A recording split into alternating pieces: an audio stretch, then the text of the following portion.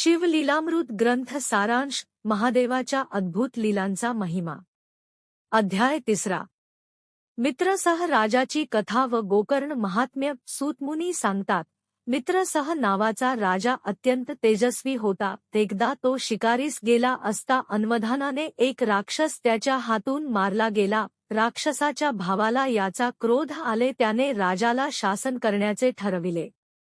त्याप्रमाणे तो आचार्याचे रूप घेऊन राजाच्या सेवेस राहिला। राजाने पितृश्राद्धासाठी वसिष्ठांना बोलविले। राजाला धडा शिकविण्याहेतू आचारी रूपातील राक्षसाने अन्नात नरमांस शिजवून मिसळले। अन्नग्रहणाच्या वेळी वसिष्ठांना हे समजले। त्यांनी राजाला राक्षस होण्याचा शाप दिला। राजाही क्रोधित होऊन आपली चूक नसताना गुरूंनी शाप दिला म्हणून उलट त्यांना शाप देण्यास तयार झाला, पण राणीने त्याला अडविले। तेव्हा हातात घेतलेले जल त्याने स्वतःच्या पायावर ओतले। त्या क्षणी राजाचे पाय काळे होऊन त्यावर कोड उठले, त्यामुळे त्याचे नाव कल माशपाद पडले। वसिष्ठांना आपली चूक समजली। त्यांनी राजास उहशाप दिला की 12 वर्षांनी तुझे हे रूप बदलेल। राजा राक्षस होऊन अरण्यात फिरू लागला। भुकेलेला असताना त्याने एका ब्राह्मण पुत्रास पाहिले। खाण्यासाठी त्याला पकडले। त्याच्या पत्नीने जीवनदान देण्याची विनंती केली, पण त्याने ती मानली नाही। त्याने त्या ब्राह्मण पुत्राला खाऊन टाकले। ब्राह्मण पत्नीने शोकाकुल होऊन राजाला शाप दिला की जरी तो पुन्हा राजा झाला तरी स्त्रीसंग करताच त्याचे प्राण निघून जातील। राजाला अतिशय वाईट वाटले, तो विमनस्क झाला। त्याच्या पत्नीच्या लक्षात ही गोष्ट आली। तिने राजाला विचारले। राजाने घडलेला प्रसंग सांगितला। तिलाही अतिशय वाईट वाटले। त्याने वसिष्ठांना सगळी हकीकत सांगितली। नियोग पद्धतीने राजाला पुत्रप्राप्ती झाली। वंशवृद्धीची चिंता मिटली, तरी मूळ समस्या तशीच होती। शापित राजाला हिंडता हिंडता गौतमऋषी भेटले। राजाने आपली सगळी हकीकत गौतमऋषींना सांगितली। ऋषींनी त्याला गोकर्ण महाबळेश्वरचे महात्म्य सांगून त्याला तिथे जाण्यास सांगितले। रावणाने आपल्या तपसाधनेने मिळविलेले शिवलिंग राक्षस लोकात जाऊ नये म्हणून गणेशाद्वारे ते पृथ्वीवर ठेवले आणि ते कायमस्वरूपी तिथेच स्थिर झाले।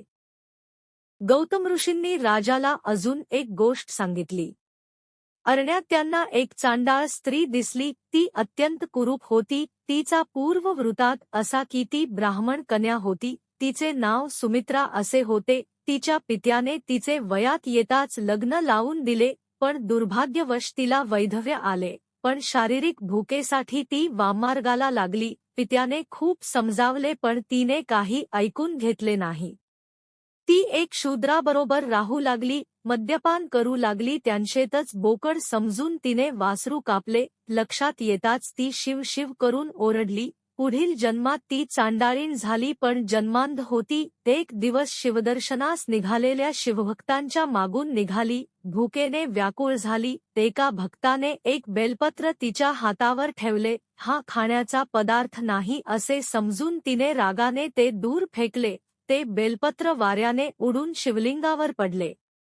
अशा प्रकारे तिची पर्वकाळी शिवसेवा झाली। त्या पुण्याईने तिला शिवलोक मिळाला। गौतमांनी मार्गदर्शन केल्यामुळे राजाला आनंद व समाधान वाटले। त्यांनी राजाला महाबळेश्वर येथे जाऊन शिवपूजन करण्यास सांगितले।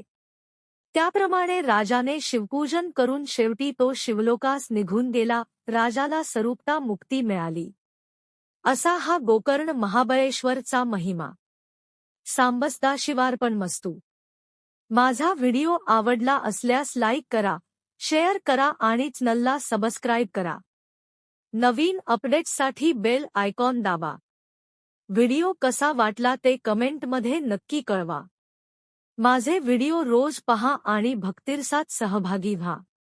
आपल्या प्रेम आणि समर्थनाबद्दल मनःपूर्वक धन्यवाद। ओम नमः शिवाय।